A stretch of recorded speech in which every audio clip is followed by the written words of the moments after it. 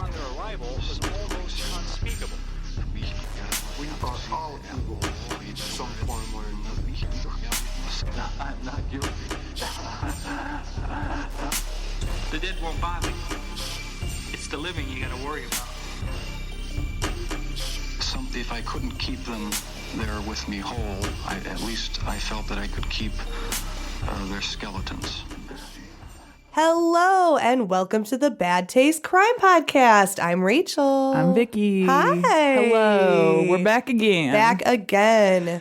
We went over this in the last episode, but I have allergies. So that's why I sound like shit. Every day I look at my weather app, because I actually have a decent weather app now. Yeah. And the pollen levels are so high. It's so bad. And we're in that weird, like, 6th or 7th season in Illinois where it's like...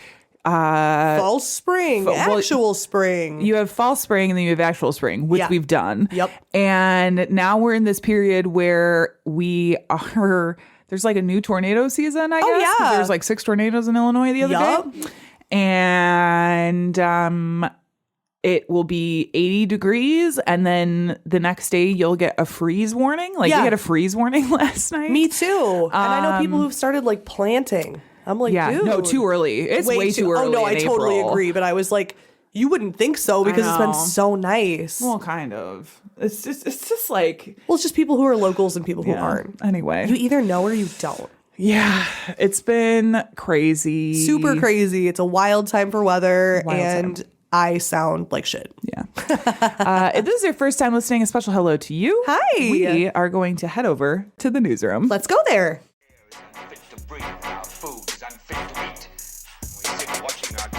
Some local newscaster tells us that today we had 15 homicides and 63 violent crimes, as if that's the way it's supposed to be. We know things are bad, worse than bad. So this week our news is actually from a Department of Justice release. Oh. Are you familiar with SantaCon? Have you heard of SantaCon? That sounds like some white people shit. It's essentially a convention. Okay. Like a Christmas. SantaCon. It's an event grounded in charitable giving. Oh, that's nice. I thought it was like Christmas. Christmas-themed event. Oh. That is ticketed as a bar crawl that takes place annually in December in New York City. There's approximately 25,000 attendees that dress as Santa Claus and other holiday characters and travel to participating bars and restaurants throughout the day. That's cute. So it's like a charitable little bar crawl. Okay. Everybody gets dressed as Santa. Sounds pretty great, cute. right? Well, oh dear. Here's the thing. Oh no. It is run by a guy named Stefan Pildis. Okay. He has been charged with wire fraud. Oh no. And has been as of, let me see, this is as of April 15th, 2026. So he's just been arrested.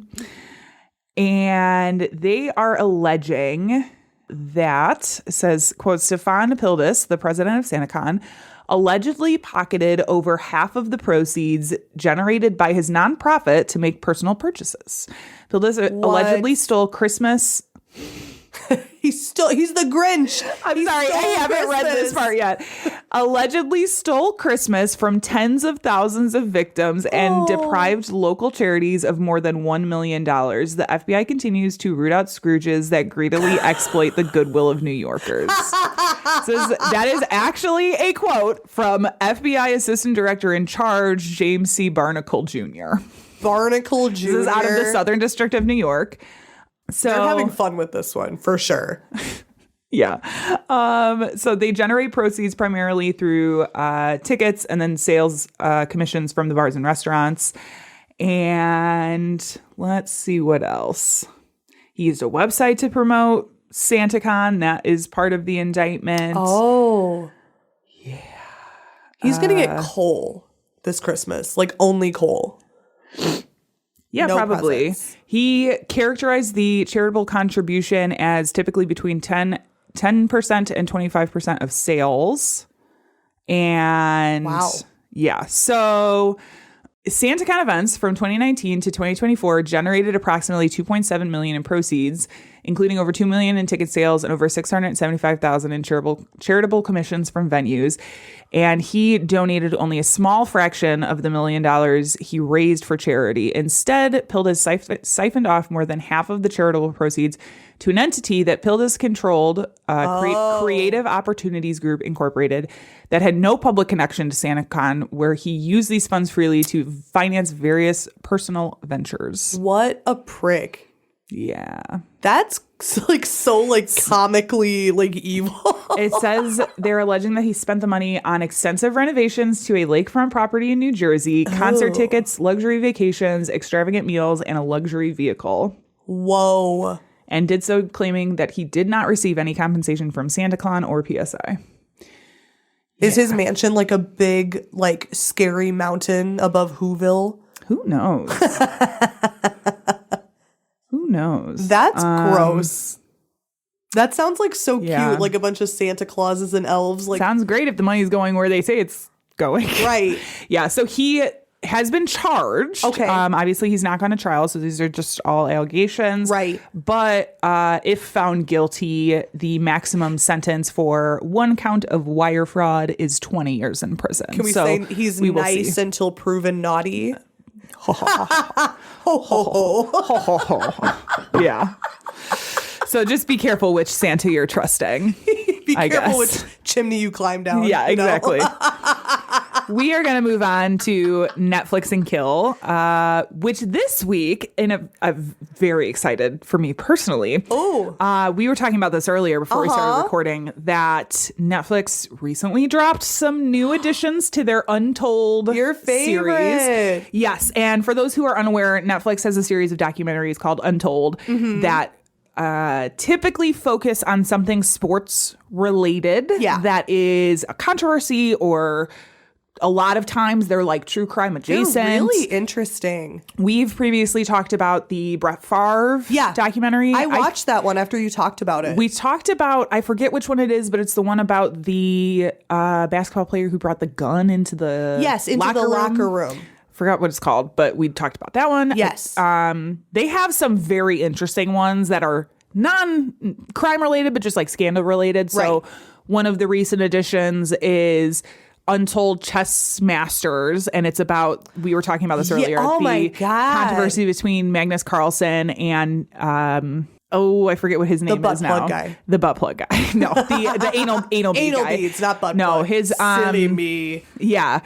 It talks about that. Very interesting. So you're probably going to hear me talk about a couple of these in the next few episodes. Yes. But this week I wanted to start with Untold Jailblazers. Ooh. Right? Which the title is like, okay. Very interesting, because I don't know what that is. Yeah. So there is an NBA team called Trailblazers. Okay. That is out of Portland.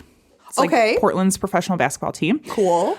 There was an era in Trailblazers history that is referred to as the Jailblazers. Oh, that's clever. And it is the period between 1996 and 2004, including their infamous 2000 playoff run, where specifically it talks about the people in the documentary that are discussing this are Rasheed Wallace, Bonzi Wells, and Damon Stoudemire, who were like three of the central figures in this. And general manager at the time, Bob Whitsitt, who was known as, I think they called him Trader Bob. Yeah, because he would like trade for people on the teams. He was really good about doing this. I thought you said traitor. No, like trader. Trader. One who trades. One who trades. Trader Yes. Joe's. So this was a crazy time for the Trailblazers because they were bringing in these players that were sort of considered unpredictable. And more controversial and like very on the wild side of things. This is basketball? Basketball. Okay. Yeah. So they brought them in. There were all of these things that happened with them, like getting caught smoking weed. Oops. But it's all the reason it's so interesting to me is because it is very controversial, and they do talk about potentially race playing a factor, because it was primarily black men in Portland, Oregon, right, which is a very white Amy McWhiteberg, right, and they were living in like the richer neighborhoods, so they were making a lot of money, and they always felt like. The one guy even was like, I did not necessarily attribute it to race because he was from there. He grew up there. So he was like, this is just where I'm from. But there was an incident that he has where he comes home. This was the craziest thing. He comes home and he goes into his house and is like, it seems like somebody's been here. Like there were things moved. What? And like things were kind of out of place. And he was like, it seems like somebody's been in the house. And then the police come back. And they basically tell him that your security system, he had like ADP security system or whatever the thing is. Yeah. Your security system went off. So we came to see what was going on. You weren't home, so we just let ourselves in. What? And while we were looking around your house to see what was happening, we found like a pound of marijuana in the attic. Oh, this guy. Yeah. And they arrested him for like marijuana possession. That is so And it goes to court, and the judge is like, yeah, that's fucking illegal. Yeah. Because they didn't have a warrant. Right. They didn't have permission to enter his home. They weren't there executing a warrant to find anything. Just walking through his house, probably holding all of his trophies and stuff. But by that time, the damage was done. And he like, because at the time, you got to remember, this is a time where marijuana was illegal, and in most places, in all places, it was not as socially acceptable anymore. So like people were like, he used to be a role model and now he's not a role model anymore. Like whatever. Yeah. So there was stuff like that. There was a player that was, I remember that, traded onto the team they'd gotten, and he previously had been convicted of sexual assault. No. And trade him back. But the guy was like, he got convicted, he's done his time, like he's a good player. Oh my God. Brought him over, right? So and there's this guy who's just not media friendly. He doesn't like to do media interviews. He had like a record for the most technical fouls because he would get into it with the refs. But some of them were kind of bullshit because he would just look at them and they'd be like technical. So this is like a whole cast of characters. Yes. It is a wild time. That sounds so interesting. Yeah. I would highly recommend it. Like I said, these I love because you don't necessarily have to be invested in sports. To watch. That's what I was going to say. Like, about I am not a sports girly at all. I have like the most rudimentary understanding of sports. Like, and you've watched a couple of these at this point, I've watched these, and they're really good at explaining. Like, there was only like one or two things I had to like Google like for context. They're really good at providing context. They are. So you do not have to know sports ball to watch these. Yes. It's mostly about rich people doing bad stuff. And racism. Or just like crazy shit. Yeah. Just crazy shit. Yeah. Really good. So I would highly recommend this series. And they're also, most of them are only like an hour and 10 minutes. Yeah, they're like good for like if you're on your lunch or whatever. Yeah. Like good little lunch watch. This one was great. Like I am not really a basketball watcher, so I don't know a ton of the history of like even the big things that happen in basketball. No idea, because I just don't watch it. So I had no idea about any of this. It is just wild. And then they just did a 2025 reunion of these three guys specifically, but like this kind of team at the Moda Center.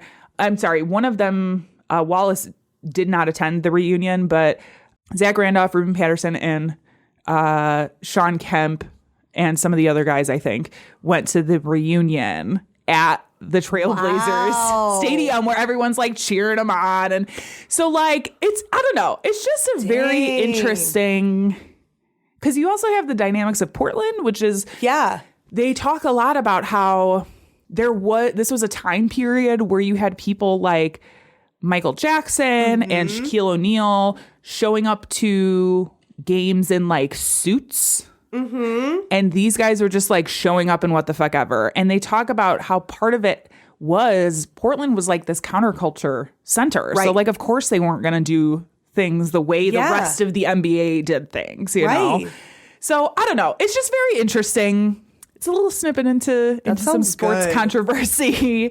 I would also suggest the Chess Masters one. That one's not really true crime related Yeah, at you all. were talking It's to me just about crazy. it. It's bonkers. Also because I feel like these chess people are kind of just assholes. yeah.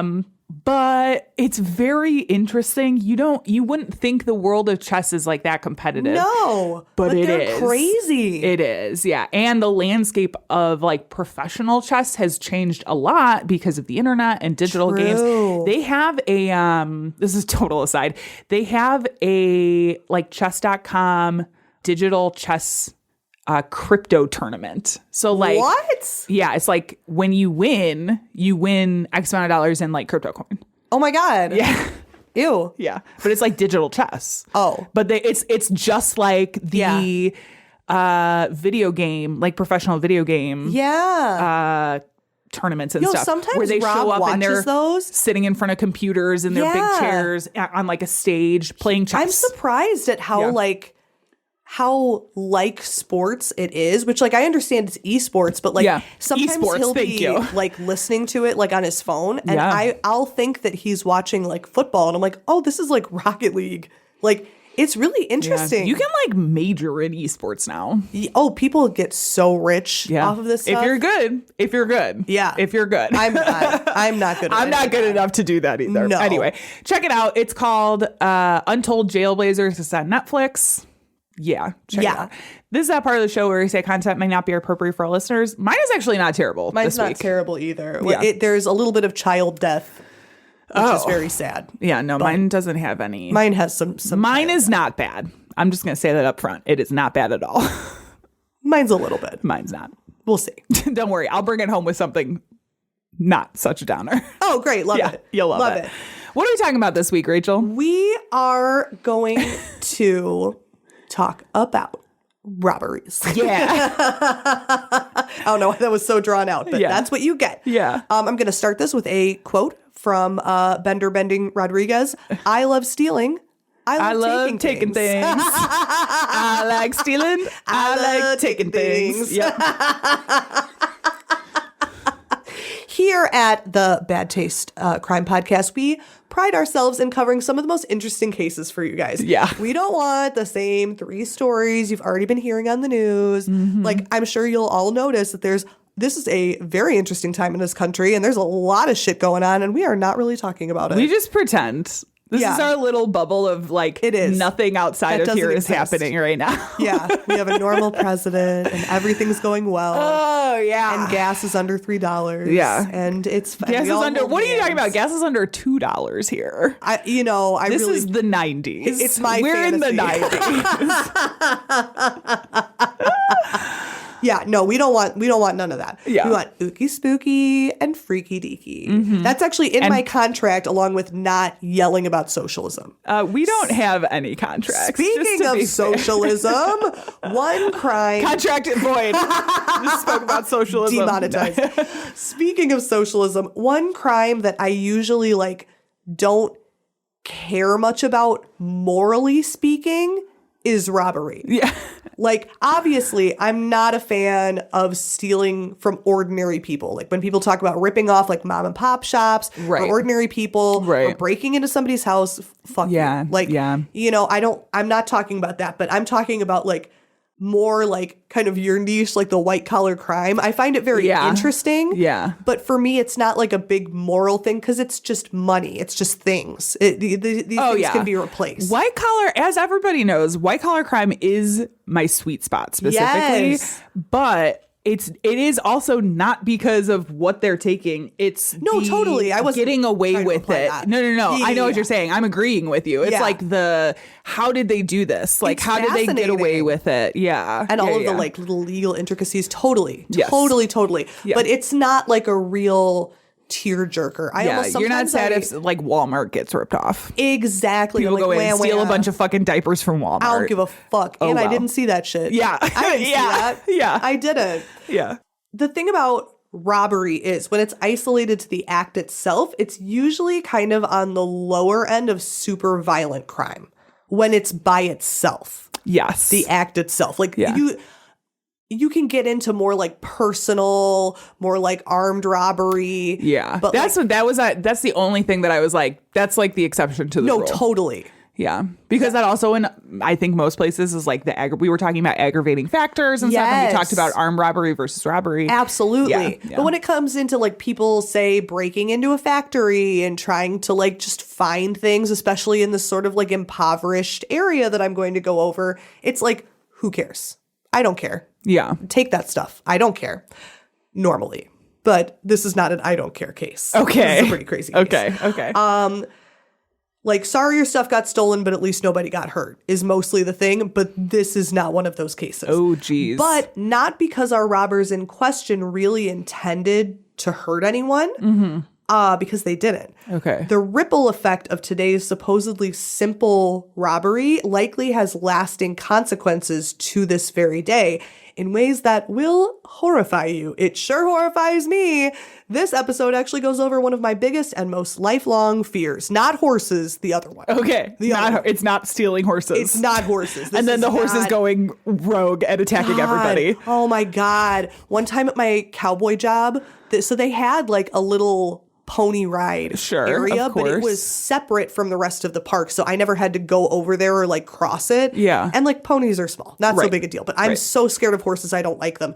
One time I was in the show and I came out and like stuff was like, I could tell something had happened. I'm like, what happened? Like everything's like a miss. The horse girl had like had a breakdown and quit and had left all the horses there, and they had escaped the enclosure and like ran through the park. Oh God. Literally. And I had been managing the theater part of it. And when I was asking one of the kids who worked there, because they had gotten it all sorted out. Everyone who worked there was like a farm kid. So Right. they I'm just, like, at least they have people who can like lasso horses. oh yeah, they had all just kind of guided them. They had gotten it Right. figured out by the time I got out. Yeah. But I was like, oh my God, you should have come and gotten me. Like I would have helped you. He's like, you would have passed cold out. Yeah, no, literally. You would have thrown up. I appreciate the intention, but yeah. I was like, no, you're right. Yeah. You want to get the matter resolved, not have Rachel Let's just literally add to the chaos. I would have had a full panic attack. Thinking about that, my like hands are shaking. That's like so scary. Oh my God. So many horses everywhere. So today we are covering the case of the Goiânia incident.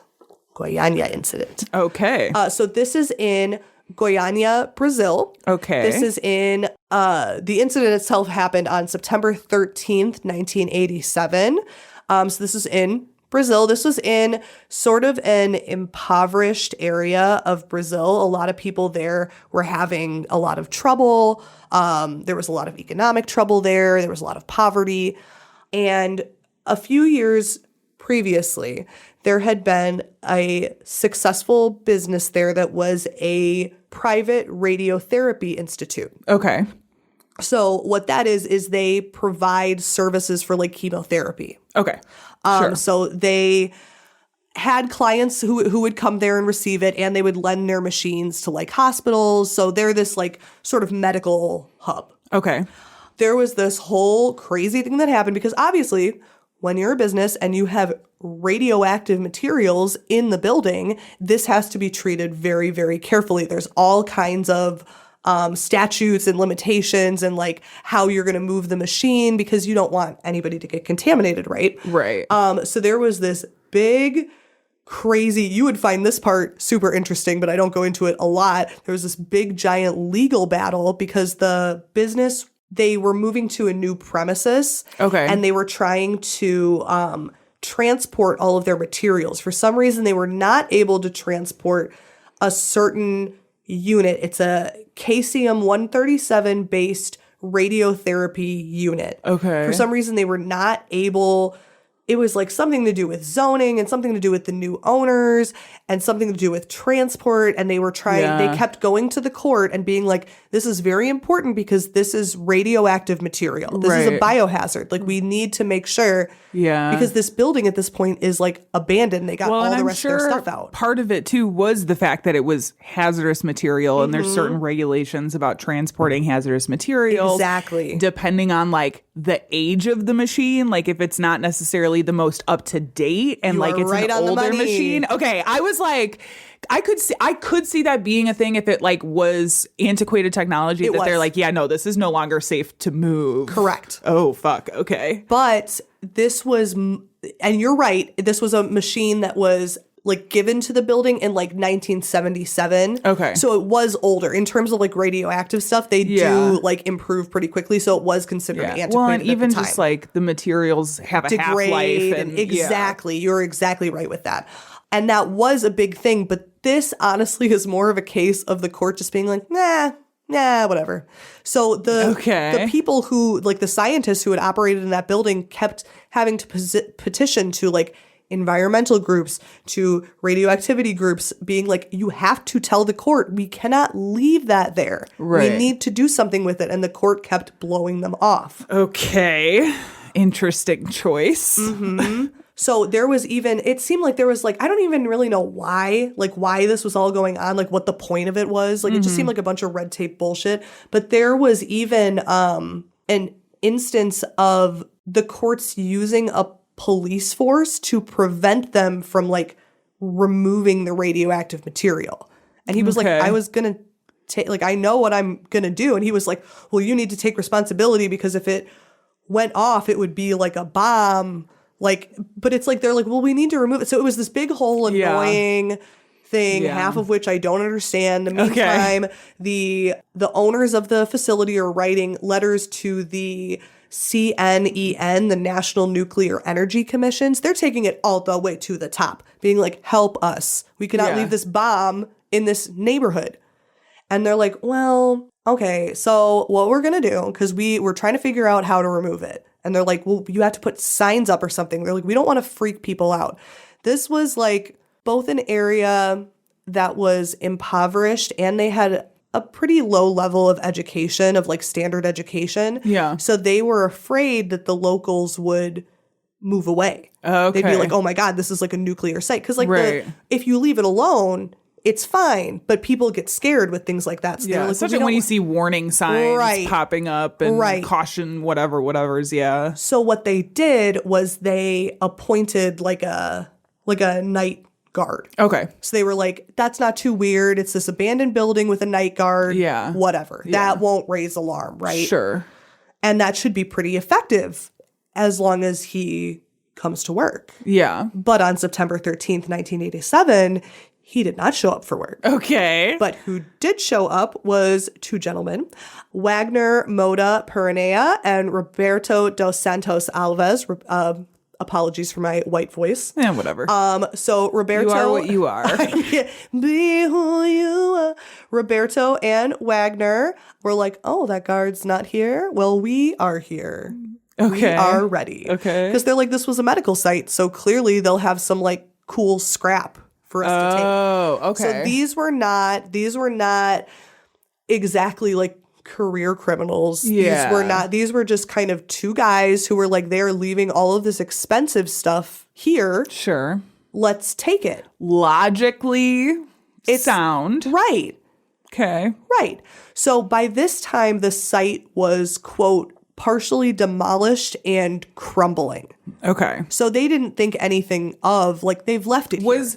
Was the process of them like moving out and getting into this legal battle, was that like over a number of years? Yes. Okay. This was drawn out, and that's why, like, at this point, they were so stressed trying to remove it, and they were like, no, we're not going to do anything. Are we saying like more than 5 years? More than 10 years? No, I think it was about 3 or 4. Okay, under 5. Yes, Okay. under Okay. 5. Got it. But they were, like, starting to put pressure on, like, the nuclear commission and everything like that. Like, dude, we Sorry, need... I'm just trying to think, totally. like how long the building's been sitting there, and you're saying it's like sort of is it demolished or is it just like falling apart? Both. They Okay. had started to demolish part of the building, the part that had not housed the remaining of nuclear course. unit. Okay. And then they were like, oh, there's actually radioactive material Yeah. here. And then the whole process. Sorry, I don't think I explained that very well. I got it. But there's all this stuff trying going on. to build a, No, totally. And they are trying to destroy. a mental picture.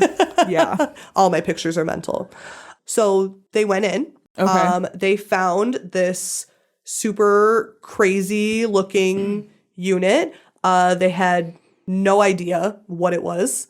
Oh, it says 2 years. It had only been 2 years. 2 years. Okay. Yes. Okay. Yes. I knew I had that written down somewhere. Yes.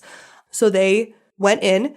It was like this big, it doesn't look scary. And it didn't have warnings all over it, like caution, inside contains horrible death. Yeah. Didn't have none of that. So they, with like a crowbar, like ripped open the machine, exposing the unit inside. The unit is the actual radioactive thing. Right. As soon as they opened it, like even just opening it before they took it out, they both got like really dizzy. And one of the men started to get like diarrhea immediately. Yeah, radiation will do that to you. Radiation will do that. This was so radioactive. Especially if you get a direct hit of even the tiniest amount of radiation. Like this thing has just been baking in this unit for so long, doing nothing, probably like accumulating more yuckiness. Yeah. And you just busted it open. But again, they had no idea. Neither of them were even familiar with the concept of radiation. Yeah. Why would they be? Right. You know, they had no clue. Yeah. So when they prized it open, immediately they get sick, but they had just eaten and they were like, this must have just been something we ate. Of course, they didn't know any better. Sure. So they were like, oh man, we're not feeling good. Let's just take this and go. So as they took it, one of the men got burns on his fingers that were like exactly where he had touched the machine. Yeah. But again, he wasn't sure. He was like, did I just like scrape my hand on something? Like, I don't understand. He got kind of scared and he's like, I don't know. I think there's something wrong with that canister because like it burned me. Yeah. Now, because of the location, I don't want to imply that these men were like stupid. They legitimately didn't know. They had no access to this kind of information. Right. There are several reports that they considered it possibly supernatural in origin. Yeah. Which makes sense. It's this metal thing that's like glowing and burning you. Yeah. Sure. Well, and there's a lot of areas in Brazil that are very spiritual. This is one of those areas. Yeah. They have that sort of traditional ideology of like. Yes. Yeah. Yeah, exactly. So he went home and the other guy was like, I'm just going to take this in my garage and like continue to tinker with it. Cause he's like, I think you're being so silly. I feel really bad for these guys. I feel very bad. I feel really bad for these guys. I feel like I'm like a very harsh person with people a lot of the time. I'm like, fucking idiot. But with these guys, I'm like, how would they know? Right. They had no clue. Yeah. And this is kind of a bummer. This is a bummer one. Yeah. So this dude banged it with the screwdriver. Okay. And opened it and reportedly saw a dark blue light and was like, neat. That's so neat. That is very neat. Okay. He's like, it glowing. That is so cool. Yeah. And so, I mistakenly said that he had gone home. They had gone to a local scrapyard where they like knew people and like obviously no one was going to check in on them. So he was friends with the owner of the scrapyard and he was like, look at this. This is so cool. The owner of the scrapyard's like, yeah, cool. Glowing. Sick. And he was like, he's like, I would like to buy that cool glowing thing from you. Okay. I want some of the glowing part. And he's like, sure, pal. I will sell it to you for money. Absolutely. This would be a huge and long-lasting mistake. Yeah. All of this, literally every single piece of this is like from the point that they popped open the machine is like, what a disaster. Because even just having that open in the surrounding area to the building. Right. Is not great. I gotta say, so Chernobyl is one of my special interests. Mine too. So I'm like listening to all of this and I'm just like, oh no. Okay.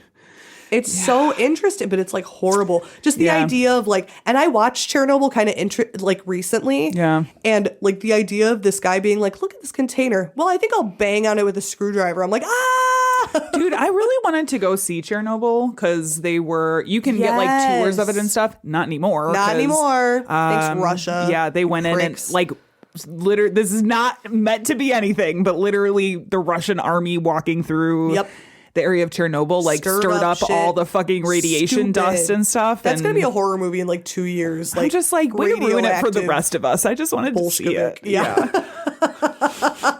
God damn it. I want to just go to this abandoned village. Yeah. They ruined our vacation. Anyway, yep. Stupid. Total aside.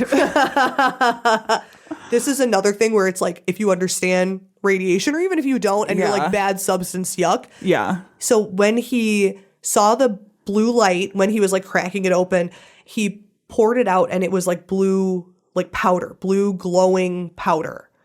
And he was like, what the hell is this? He thought it was gunpowder and tried to ignite it with a lighter. Nothing happened.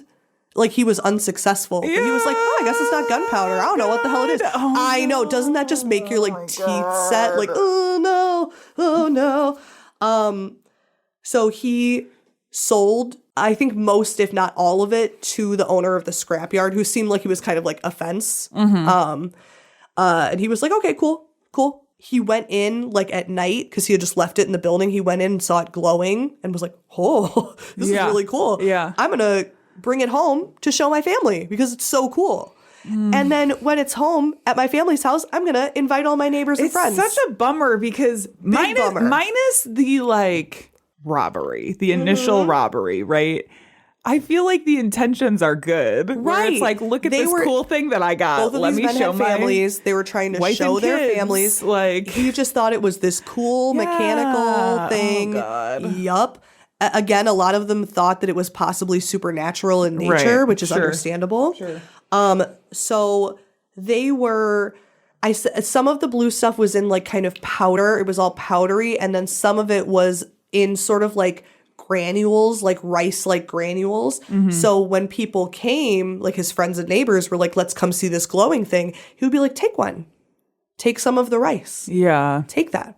So this man, Ferreira was his name, the owner of the scrapyard who had this material. His wife, Maria Ferreira, immediately, as soon as they brought it home, she started to get sick. Yeah. She was like, I don't know. I don't feel good. Yeah. I will say from the beginning, as much as I am not calling these people stupid at all, I'm not looking down on them at all, she was the smartest one. Yeah. From the start, she was like, get that thing out of my house. There is Yeah. something wrong with it. I do not like it. And I don't feel good.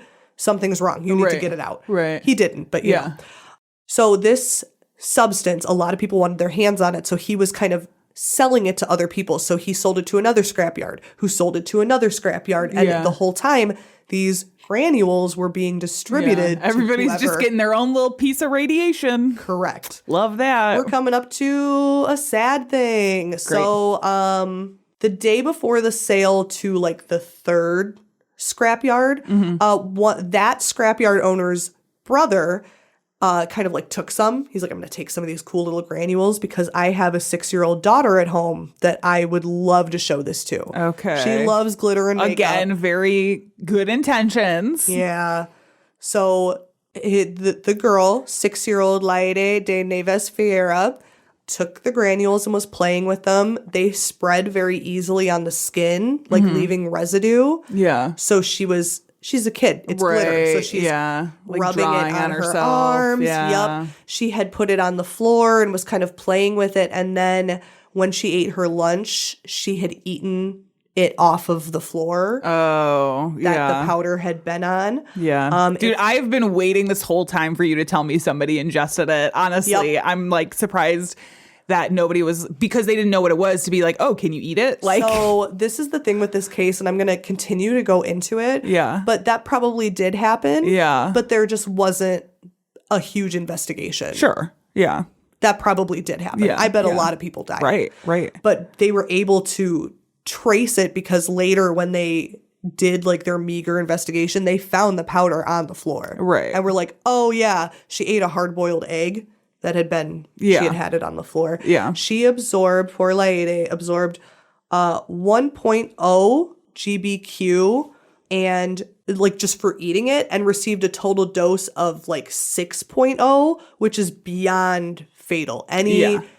medical intervention would have been completely ineffective. Yeah. There was this horrible, I read about how they had hospitalized her, and it made me really upset because her mother, who also got sick, noticed she was ill, took her to the hospital. The hospital figured out pretty quickly that everyone around her would get sick. So this poor little 6-year-old girl who was sick and dying and Yeah. hurting was sequestered in a far end of the hospital, and Yeah. no one would bring her. Probably in like Food or a water. tented area. Yep. Yep. Very, very Which is sad, but also necessary. It is necessary, but I'm like, she probably had no idea what was going on. That no. just breaks my heart. Right. So they attributed her death to septicemia and generalized infection. Okay. But it was radiation poison. She experienced swelling in the upper body, kidney and lung damage, massive internal bleeding, and hair loss. She ended up dying. It took about 2 weeks for her to pass away. When she passed away, this is all like kind of eventual. They buried her in a fiberglass coffin lined with lead. Yeah. But because the people of Guyana didn't really understand, her funeral was like the source of a lot of riots. They were like, don't bury her here because she's going to poison the earth. Yeah. So people were like throwing rocks at like her family and stuff. Oh, yeah. I think they ended up at some point like putting concrete like where her tomb is, and to this day it's not like considered an effective. Really? Yeah, the way they did it was not. Gotcha. Yeah. So she was the first to be like hospitalized, and she passed away. And then 18-year-old employee of her father, Admilson Alves de Souza, he was her dad's employee, and he had also come in contact with the powder. He developed internal bleeding, lung and heart damage, and at actually the same week that Liede died, he died as well. Okay. So he was 18. Okay. And then there was another employee of his, Israel Batista dos Santos, who was 22. Again, like they're all so young. Same thing, had worked on it with him and was like, let's distribute these exciting granules, perhaps. He developed severe respiratory and lymphatic complications and died again the same week, the day before the other guy. Yeah.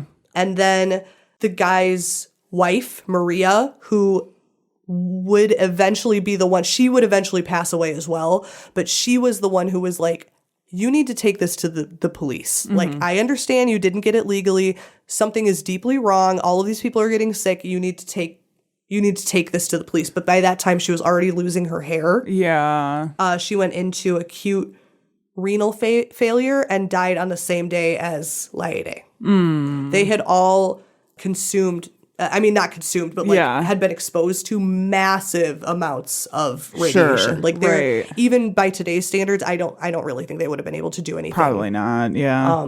To help them. This obviously caused a huge media frenzy in the area, not as much as it should have, but it did cause an investigation to happen.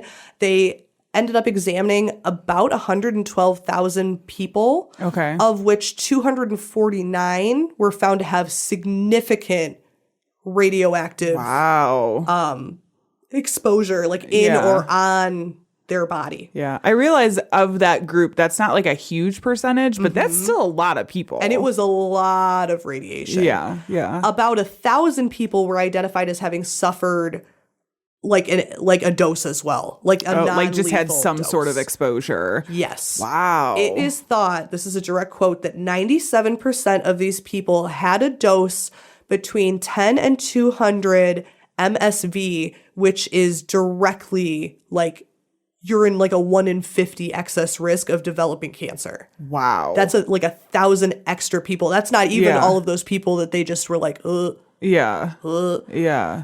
Now they say, so this is a little bit of a sexy little government cover-up. Okay. Because they're doing like very Chernobyl-y, where they're like, everything is like so fine. Okay. Everything's like so good. They handled it the best they could. Yeah. Nothing's wrong. There's a foundation called the Oswaldo Cruz Foundation. And in 2007, they determined that the rate of like radioactive exposure and radioactive related deaths, they're like, it's actually no more in this area than it is anywhere else.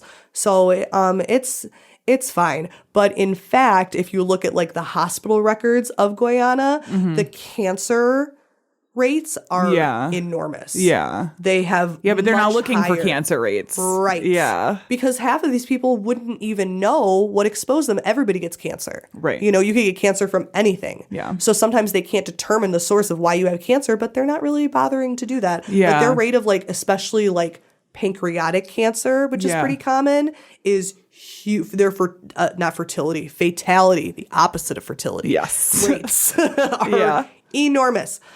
So obviously this caused a lot of outrage because people were not doing what they were supposed to do. Let's just leave like essentially like a nuclear bomb in the Yeah. middle of this neighborhood who has no idea, you know, don't educate the masses at all and just leave it. Like I believe that this was like their fault. Yeah. This was the government's fault. Like at least the medical facility was trying to move the materials out of the way, and it seemed Yeah. like they were being blocked Yeah. because of they were like afraid to like make people afraid. Yeah. That's dumb. Yeah. That's dumb. So on March 17th, 2000, which this all happened in the late 80s. Okay. So in 2000, the federal court of Guyana ordered the defendants to pay a compensation of around 1.3 million US, like 750,000, to the Defense of the Diffused Rights Fund, which is a compensation fund. Okay. Which would have compensated the families. Yeah. Yeah.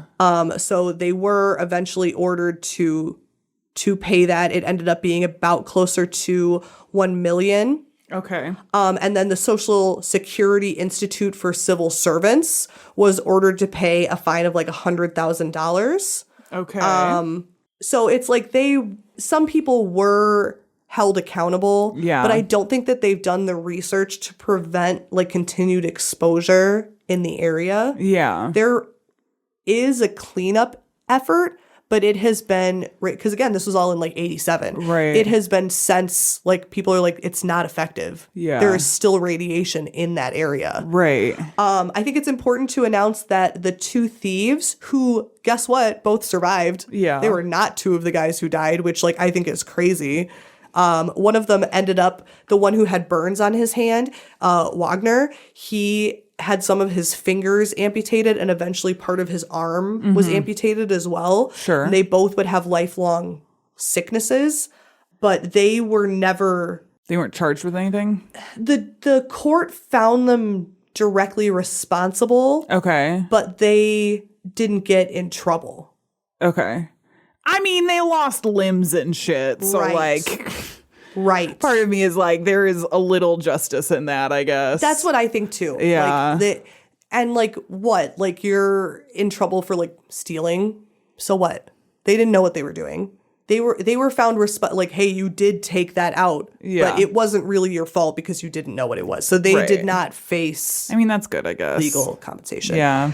When people go to that area, there are still official warnings there to be like careful how you handle it.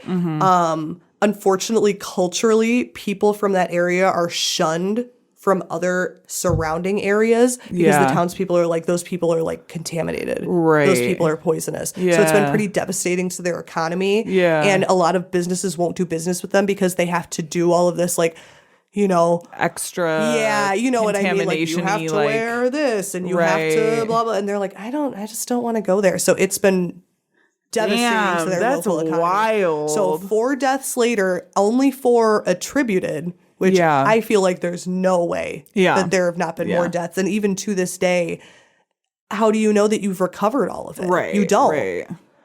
So that is the very freaky case of Guyana. That is Guyana incident. wild. I have never heard of Isn't that. that crazy? That's wild. Yeah.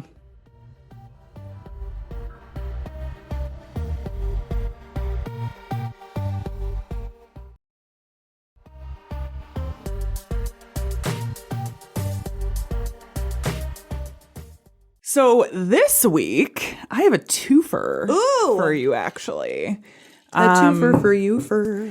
You, as most people I'm sure, are familiar with Wells Fargo. Yeah. The multinational financial services company and the company that holds the oldest continuously operating national bank charter. Wow. In the United States. It's not originally theirs. It's been acquired through mergers and acquisitions of things. But they hold the oldest continuously operating national bank charter. Old money. Yeah. But everybody knows Wells Fargo. And also I think everybody knows Wells Fargo specifically in relation to robberies. Yeah, very much so. Even back in the days of like stagecoaches, when Wells Fargo was active as like a shipping company, they had all the good stuff. They were being robbed by like, men on horseback. Yeah. What do you Cowboys. Yeah. Yes. I was thinking there was a word for like cowboy robbers. Like a bandit? Bandits. Yeah, that's the word. Thank you. That's the word I'm going for. Bandits. I was trying to think of that like the most famous of those, and I kept thinking James Brown. I'm like, that's a singer. Stupid. Jane, the cowboy bandit, James Brown. James Brown. Ow! I feel good. So because they're the oldest, like we said, this also means they are frequent targets of people looking to rob large sums of money. Yes. I did actually look to see if I was curious if they had statistics on like the number of times that they've been hit or robbed or whatever. Unfortunately, they do not keep such statistics. That's kind of smart. I probably wouldn't keep that either. And I did think about that. And I was like, yeah, I mean, you probably don't want people knowing. That would have been interesting to read. Yeah, like how much money has... You know what that means? That means it's a lot. Yeah. Oh yes. I can say the one that I did find was that in 1991... they accounted for over 60% of the robberies in LA alone. Oh my God. Yeah. Get it together, Wells Fargo. That is like the only solid one I could find statistic on like how much they have. That's just LA You can afford security. Yeah. Hire some more security. So this brings me to March 29th, 1997. Ooh. And a man named Philip Noel Johnson. Okay. Now, Johnson had been employed as an armored car driver with Loomis Fargo and Company for 10 years. And so at some point, you have Wells Fargo, who is like an armored truck service. Right. And you had Loomis Limited or something, Chartered Unlimited, who was also an armored truck company. Okay. And they merged. They were like bought out and merged and became Loomis Fargo and Company. There you go. Okay. But it's like part of Wells Fargo. Got it. Yeah. Okay. So that's their like transport thing. Correct. Got it. He had been working there for 10 years, and at some point he becomes disgruntled. Okay. And he's like, I'm going to steal a bunch of money. All right, buddy. From my employer. Hell yeah, dog. See, I told you I was going to pick it up at the end of the show here. Love a disgruntled former employee. On that day in March, March 29th, in Jacksonville, Florida, while they were on a routine delivery, Johnson overpowers two of his coworkers and steals the money that they have been transporting. Oh my God. Totaled $18.8 million. What? Yeah. Jeez. Later, one of his coworkers was found chained to a tree, and the other was handcuffed to a pipe in his home. Oh no. And it didn't obviously take long for authorities to be notified that like an armored truck was missing. It's a low-key crime. Yeah. So they immediately start searching. When they found out, I mean, it didn't take long for them to like figure out who it was, like which truck was missing, who was missing. They find these coworkers. The coworkers are like, yeah, it was Johnson. Like, so they're trying to track him. Trail of evidence. In the beginning, they're like, okay, it's just this amateur guy. Like, give it a couple days. We'll find him no problem. Like, he's going to slip up pretty easily. We'll find him no problem, whatever. Sure. What they didn't know is that Johnson had meticulously planned this heist for years. Oh, no. Before he had actually gone through it. So Johnson had prepped a number of fake IDs and passports that he used in an attempt to flee the country. Oh. Most of the money that he had stolen was stashed in a storage shed in his home in North Carolina before he fled to Mexico. Wow. As police were investigating, they were led to Johnson's home where they found the van that had been stolen. And while they were investigating his home, like doing a search of his home, they found a brochure for Brazil. So they were like, Oh. okay, maybe he's now running. fled the country. Yeah. Yup. He might have gotten away with it. Yeah, too. I was going to say, he seems really smart. Yeah. But on August 30th, 1997, Johnson decided to return to the U.S. Why? I think it was because he needed money. What? So he was like coming back to the U.S. to pull money out of his storage shed. Oh. Because he I had just see. stashed it. Got it. So on August 30th, 1997, he comes back. While going through customs at the border, a customs agent pulled passengers off of a bus as just like part of a routine check. Right.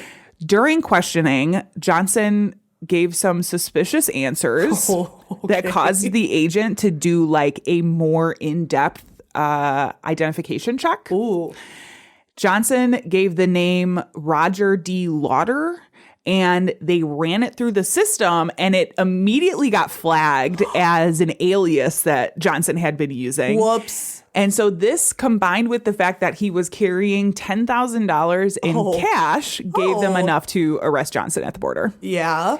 He was charged and convicted for stealing this money and received 25 years in prison. Wow. Most of the money was recovered, and at the time, it was the largest heist ever. Oh my God. 18.8 million. Yeah. And he totally beefed it. Totally beefed it. What a Completely dick. beefed it. Dude. And because here's the thing is he pulled it off alone. Yeah. Which is the best way to, Absolutely. this is not criminal advice, but best way to pull off a heist is by yourself. Two can keep a secret if one of them is dead. Exactly. Yup. Exactly. So switching gears just a little bit, we're going to talk about another Loomis Fargo employee. Okay.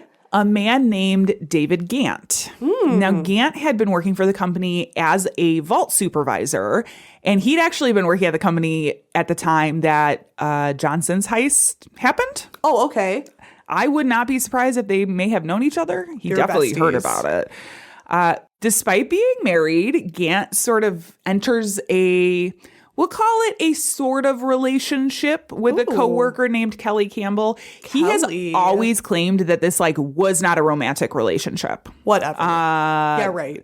That they are just friends, but they were really close, which I could see. I am that way with some of my male coworkers. Mm-hmm. Yeah. And it's nothing weird. Yeah, totally. Why are you saying it like that? Why are you saying it like that? No, I'm agreeing with you. You calling me a slut? A little. No, I mean, No. it can happen, but I don't know. He always said that it was not romantic, so I'll just say they had a friendship or Right. some sort of relationship, whatever it was. That's interesting, they were though, close. that they're not sure. Yeah. Interesting. But they continue to be close after she leaves the company. Oh, okay. Now, one day, Campbell is talking to another friend of hers named Steve Chambers. Okay. And he sort of floats this idea of robbing Loomis Fargo. Oh. What if we did it? They talk about Chambers a lot as a small time petty criminal. Okay. And obviously they're friends. He knows that she used to work for this company. Right. And he's like, So he's what like, if we, hey. it'd be really funny is if we Yeah. stole from your like a ex-employer. weekend gig. Yeah. And she was like, actually, that's not a bad idea. That's great. She was like, this is kind of a good plan. And they decide to approach current employee David Gant. Oh. Who was like, I'm on board with that. Let's fucking do it. He would later talk about his life, sort of prior to all of this. And he says, quote, prior to, I would have never even considered it. But one day life kind of slapped me in the face. I was working sometimes 75 to 80 hours a week for $8.15 an hour. I didn't even have a real home life because I was never there. I was working all the time and unhappy, which is understandable considering how old I was at the time. I felt cornered, and one day the joking in the break room about robbing the place suddenly didn't seem so far-fetched. That's really sad. Yeah. That kind of bums me out. I know. Now this is from All That's Interesting. Quote, Gant, Chambers, and Campbell came up with the following plan. Gant would remain in the vault after his shift on the night of the heist, October 4th, 1997, and then let his co-conspirators into the vault. They would then load as much cash as they could carry into a van. Meanwhile, Gant would take $50,000, as much as could legally be carried across the border without questions, and would flee to Mexico. Chambers would hold on to most of the remaining cash and wire it to Gant as needed. Once the heat was off, Gant would return and they would split the haul evenly, end quote. Okay. Foolproof, right? There is nothing wrong with that plan. Yeah, not at all. Nothing. What do you see as the glaring issue?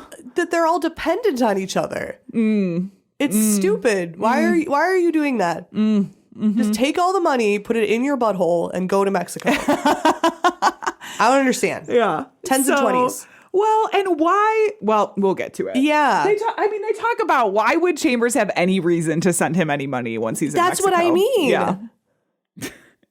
Like, for what? That's stupid. I don't know. That's really stupid. So when When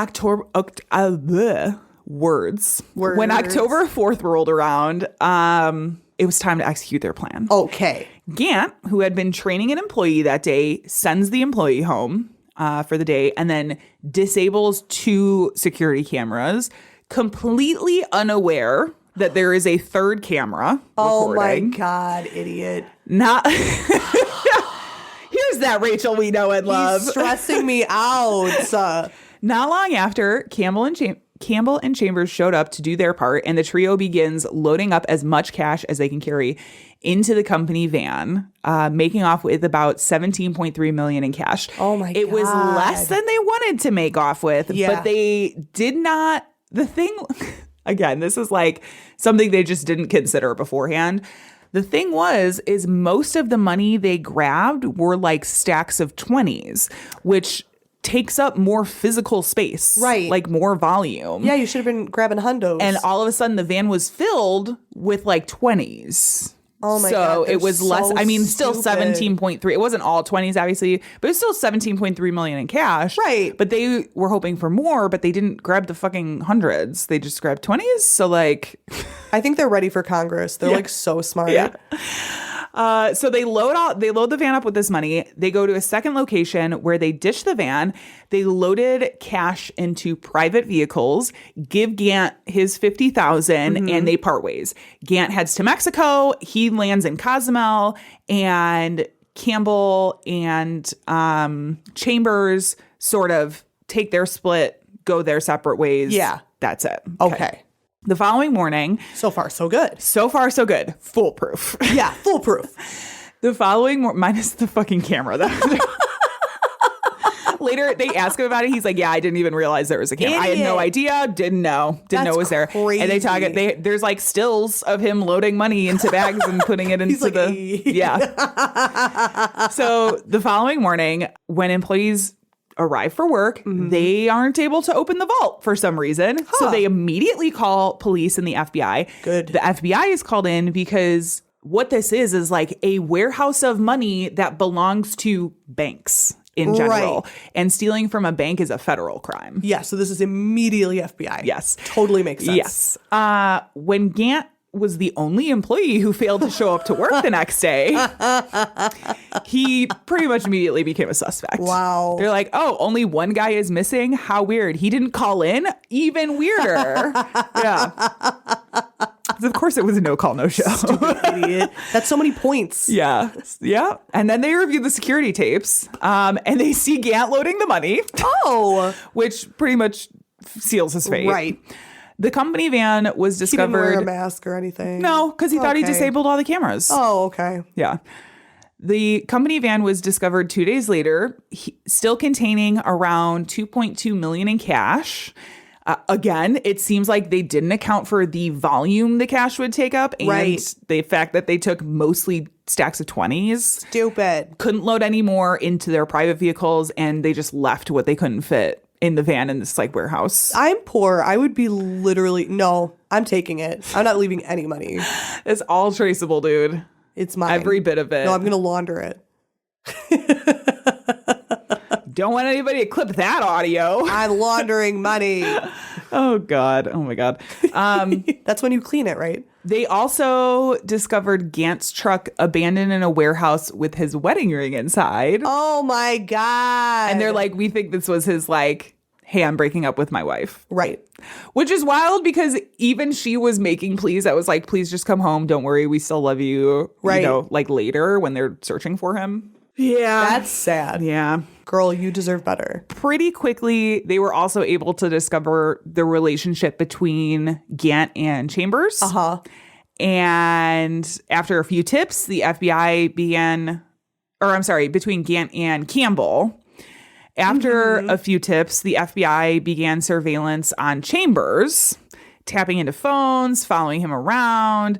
Eventually, they were able to record a call from Gant in Mexico to Chambers, which gave him this sort of solid tie directly to the heist. God, they're like, he's okay, for sure this guy's stupid. involved. Yeah. At some point during their investigation, and we'll talk about this a little bit, there's also a murder for hire plot uncovered. Oh my God. Which had to do with Chambers hiring a man named Michael McKinney to put out a hit on Gant in Mexico. So she didn't have to pay him anymore? It's the guy, but yes. Oh. Steven Chambers. Oh, whoops, sorry. Yeah. So he didn't have to pay him anymore. Correct. Got it. Correct. Right, Yeah. that would be the problem with the plan that we discovered earlier. Exactly. Why are you depending on other people? Exactly. So part of the surveillance in this case also included watching Campbell and Chambers' bank accounts. Mm-hmm.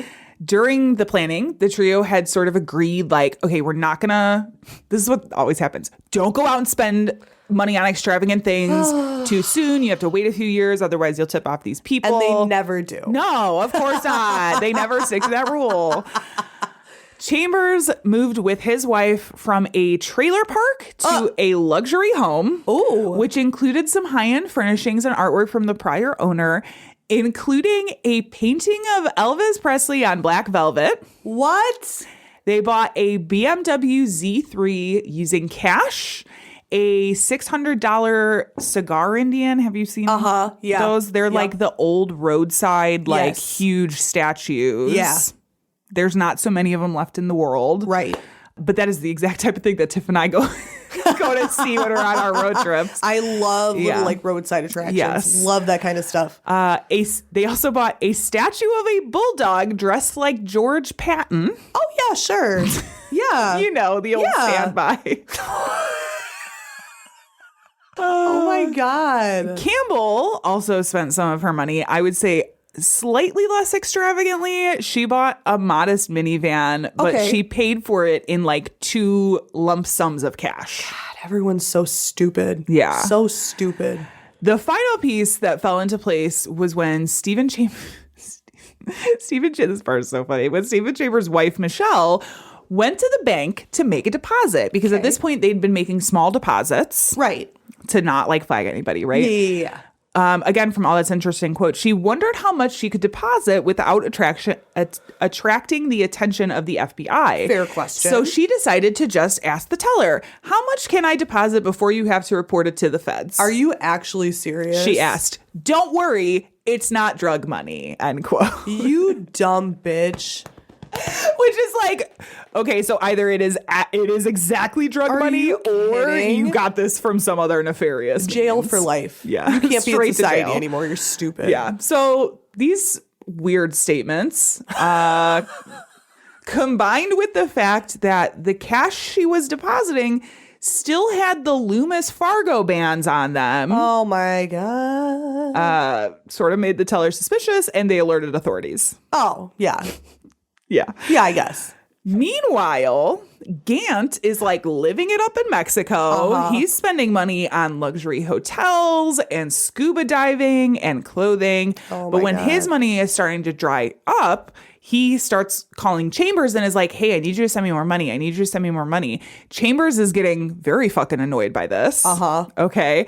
And that's the point where he's like, okay, I'm just going to hire somebody to go kill him That's crazy. so that he doesn't call me to send more money anymore. Right. The hitman goes all the way down to Mexico, What? but he does not have it in his heart to kill Gant. And the two of them instead become buddies and just start hanging out on the beach in Out of Mexico. here.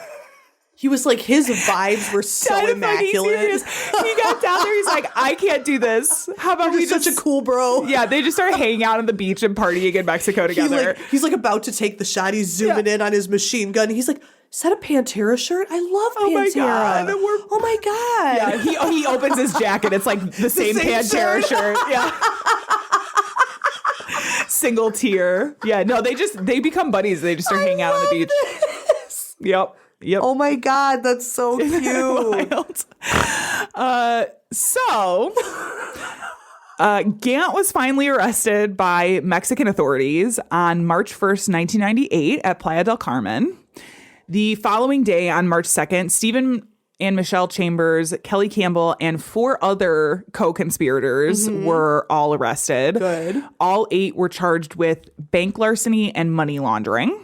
There were 13 other friends, relatives, and associates that were also charged for money laundering. Oh my God, what a mess. Well, they had like gotten a bunch of friends and relatives to take small sums and put them into safe deposit boxes. I'm sure. Yeah. And I don't know how many of them were aware. Right. At least a portion of But them it's still were, for accessory, sure. I'm sure. Yeah. Yeah. No, they all straight up got charged with money laundering. Not even Good. accessory or conspiracy to or Don't whatever. mess with money. If someone gives you a bunch of money, it's like, just, say no. Yeah. Or give you a box and say, deliver this, don't open No. it. Absolutely not. Nope. Don't do that. Yeah. So the people involved with the safe deposit box, I will say everybody except one person pled guilty. Okay. And the one person was like Chambers' lawyer. Oh, I think. okay. Yeah. All the people involved with the safe deposit boxes, they mostly got probation. Okay. Steve Chambers got 11 years and 3 months in federal prison and a $3.5 million fine. Gant received 7 years in prison and a $26,000 fine. Both Gant and Chambers were released in 2006. Wow. So they're out. What? Chambers has done interviews where he says he's a changed man. I haven't heard of any big heists from them, so 88% of the cash has been recovered. Okay. But approximately 2 million of it still remains missing. I would not be Whoa. surprised if most of that is spent. Yeah, probably. That's what I would say. I feel like of the amount of money that they got, it's not a huge percentage. No. So like it's only 12%. And I feel like they could spend 12% of what they easy. got. Oh, totally. Between the 3 of them, like, Oh, yeah. especially when you're talking about buying luxury houses and cars and right. easy $2 million. Extended hotel stays. Yeah. Now, obviously, when they go to recover stuff like this, they also recover the assets. So, like, they probably sold those cars and stuff. Yeah, totally. So where's this other $2 million? Who knows? Who's to say? Yeah. It's in somebody's butt. This case has been featured on numerous true crime shows, including America's Most Wanted, FBI Files, and Super Heists. Most notably, and I have not seen this yet, but I do want to watch it now. I've never even heard of it, to be honest with you. Most notably, the crime was the inspiration for the 2016 film Masterminds, starring Zach Galifianakis as Gant, Kristen Wiig as Campbell, Owen Wilson as Chambers, Oh my God. and Jason Sudeikis as McKinney. Stop it. We have to watch that. I know. That It sounds looks so hilarious. good. It looks super, super good. And that cast, Incredible. incredible. I love all really Kristen good Wiig people. so much. I love Zach Galifianakis and Jason Sudeikis. Owen Wilson's all right, but Yeah, I don't care about He Owen tends to be in a lot of movies with people that I like. So, Yeah, totally. you I think they all just smoke You weed just together. deal with it. Yeah, he's all there. right. Him and his nose are there. I hate that guy. So that is the story of. I just thought it was really interesting that there were That's so 2 good. Loomis Fargo robberies back to Yeah. back within months of each And other. like they probably knew each other. Maybe. That's And crazy. I wonder, they do say like that sort of Campbell and Chambers like brought this to Gant Right. as like a, hey, let's do this. But part of me wonders like how much of this was inspired by this guy who just tried That's to do what it I months wonder. before. They're and how like, much what he a good got away with. idea, but that idiot did it Yeah. bad. We're gonna do it so much smarter. And the amount of money, the 17.2 million or Yeah. whatever, 17.8, whatever they got away with, is the second largest at the time, was the second well, there largest you heist go. in history, second to Johnson, who had just stolen those Weird. like months earlier. Ooh. Ooh, that's Yeah. ooky spooky. Yeah. That's a good one. Thank you. I don't have to tell you things are bad. Everybody knows things are bad. It's a depression. Everybody's out of work or scared of losing their job. The dollar buys a nickel's worth. Banks are going bust. Well, that has been our show. Yeah. We just robbed your time. No. Do you have any final thoughts before we wrap I up can't wait here? to watch that movie. I would watch Kristen Wiig like read receipts. I know. I'm She's obsessed so with her. funny. So yeah, good. it looks pretty good. I do not remember at all this Me coming out. neither. I don't remember seeing a trailer for it. No. 2016, so there was a lot going on that year. Well, but right, yeah. Yup, there sure was. yeah. But yeah, I do want to check that movie out. Yes. I got to see where it's at, and if not, I'll get it on Plex. Yes, But, please. Yeah. Anyway, all right. That has Yeah. been our episode. Sure has. Our sound and editing is by Tiff Fullman. Our music is by Jason Zakshevsky, the Enigma. Woo. This has been the Bad Taste Crime Podcast. We will see you in 2 weeks. Goodbye. Bye. On the hillsides along the highway.